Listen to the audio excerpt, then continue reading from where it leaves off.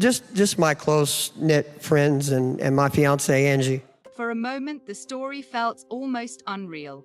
A quiet school custodian stepped onto one of the most watched stages in America, sang a classic rock anthem with unexpected power, and reminded audiences why ordinary lives sometimes carry extraordinary voices. Which is why the question now follows so naturally: what happened after the standing ovations ended?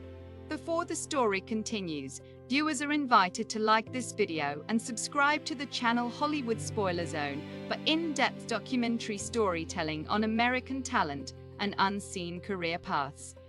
Richard Goodall entered America's Got Talent as a figure far removed from the entertainment spotlight. By day, he worked as a school janitor in Indiana. By night, he sang for himself, without expectation of recognition. His audition changed that balance instantly.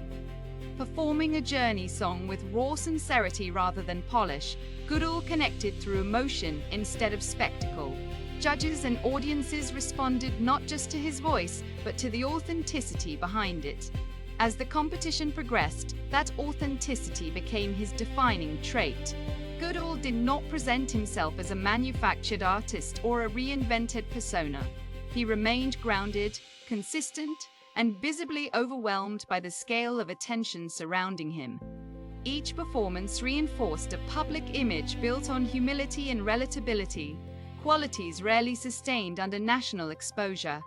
When Richard Goodall ultimately won his season, the victory was framed as a triumph of everyday talent. Media narratives highlighted his background as much as his vocal ability. The moment resonated because it challenged assumptions about where stars come from and what success is supposed to look like. Yet winning a televised competition marked an ending as much as a beginning. The applause signaled possibility, not certainty. And for someone whose life had never revolved around the entertainment industry, the transition ahead carried complexities that extended far beyond the stage. As cameras moved on and headlines slowed, Richard Goodall faced a question familiar to many unexpected winners. How does a life built on stability adapt to sudden national fame? In the immediate aftermath of his win, Richard Goodall's life entered a period of careful adjustment rather than dramatic transformation. Public interest surged, but the choices ahead were not framed by ambition alone. Interviews and confirmed statements suggested a man weighing opportunity against identity, conscious of how quickly sudden fame could disrupt a life built on routine and responsibility. Offers arrived, but not all were pursued. Goodall did not rush to reposition himself as a full-time celebrity. Instead, appearances were selected deliberately. Performances emphasized sincerity over reinvention, staying close to the musical style that had first resonated with audiences. There was no abrupt image overhaul, no aggressive branding campaign, and no attempt to force momentum where comfort and readiness were still forming. Behind the scenes, the entertainment industry moved at its usual pace. New seasons produced new stories, viral moments replaced earlier ones. For many winners, that cycle becomes a test of endurance. For Goodall, it exposed a different tension. Fame had arrived, but the infrastructure that supports long-term artistic development was not automatically in place, especially for someone entering the spotlight later in life. Rather than disappearing, Goodall remained visible in quieter ways.